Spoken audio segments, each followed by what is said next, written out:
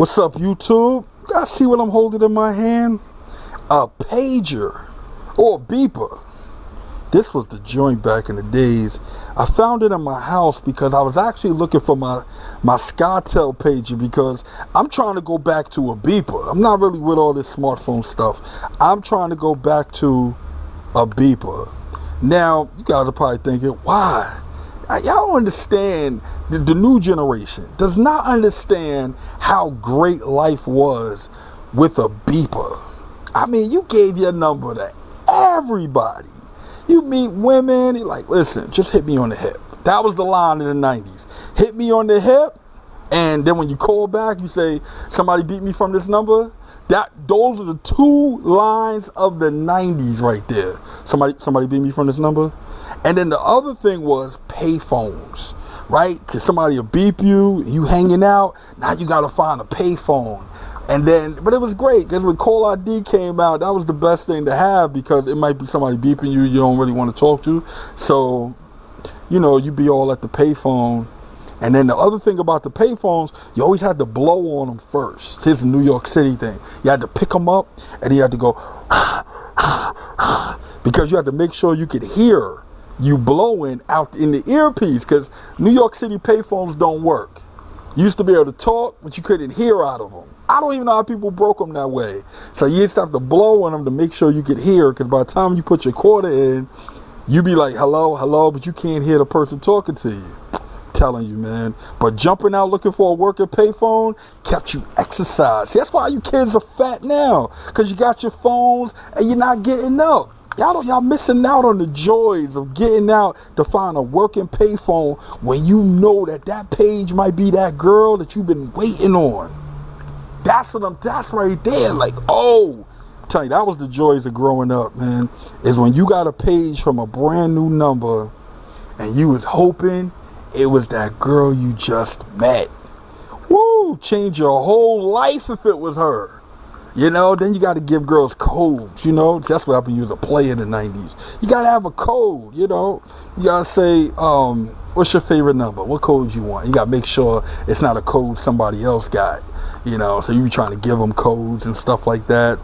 And I'm telling you, man, you guys, new generation is missing out. See, I lost the bottom. I didn't find it in my house yet, but I'm still looking because I'm going to turn one of these pages on. We're going to turn it on. We're going to get service back. So we're going to find out. See, you used to have this button right here because it would come across the screen. It would say 1 page or 2 page. And then you'd have to hit this button to go through it to see who paging you. And then, you know, when you was all in love, you start sending them little messages. And then you'd have to turn the beeper upside down so you could read them. Come on, man. Y'all don't know. Y'all don't know what you missed out on. I'm telling you, things are different. Look at this right here, right? So these are Dipsy Doodles, right? Just corn chips. I know out-of-towners don't know about Dipsy Doodles. This is a strictly New York thing, right? I never saw these out of town. But you see this size bag? This was 50 cents. Back in the days, this is a 25-cent bag. Man, $1 used to go far in the hood back in the days. But now, 50 cents. It's probably about 8 chips in here. And that's just what it is. But anyway, listen, people, I am an analog guy in a digital world. See, even look at car keys, right? I like keys like this. Here's my car keys. Look at this. I'd rather this than this. But things have changed. Things have changed. But what I'm trying to do is keep y'all nostalgic. Just keep y'all just going. Reminiscing on when it was good. When it was good. When New York was good. When life was good. Being a teenager was cool. You know, I'm trying to take y'all back, man. Now I'm going to stay there. I'm going to stay back in the days when it was good. I don't want a new car. That's why new cars. I do not want my newest cars are 2000. That's it. Nothing new. I don't want nothing newer than that. I'm good. And that's it. Let's get to the video. Hold up. Before we get to the video, speaking of that old school love, let me tell y'all something. Listen, new generation, y'all are missing out. Let me tell y'all, matching outfits, it's the way to go. When you and your girl used to match, that's when y'all were in love. when you used to match your girlfriend, man. Matching outfits, layaway, and 5411s.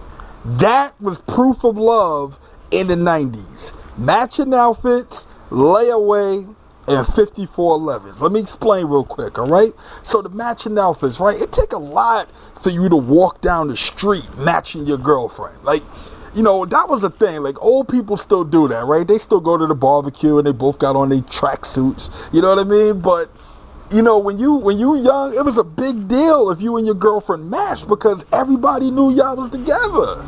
So if you was, you know, a player at the time, you know, you might not want to do that. But if you was in love, oh man, you wouldn't even think twice about it. You and your girl be on the Ave buying something that match. You know, I'm telling you, that was commitment back in the days. The second one, layaway. Layaway was huge in the 90s because, see, nowadays, you know, all you guys want to act like you rich. Everybody want to act like they balling, like they just got money to burn. But back in the 90s, it wasn't like that. You know, even if you had money, it wasn't like that. That's when layaway was a thing. Like, whatever your girl wanted, you put on layaway. You know what I mean? And that was a commitment because you had to make those payments. You know what I'm saying? You take your little $5, $10, run up to the Ave. She want a coat. And you, oh man, because the big coats back then were like the bear jackets. Girls used to love them bubble bear jackets, or, you know, oh man, there was a lot of things back in the days they used to like. But let's just use the jacket. So you go up there, you let, and the thing is, you would let her know, like you let her pick out her jacket, let her try it on, and then if she wanted it, put it on layaway.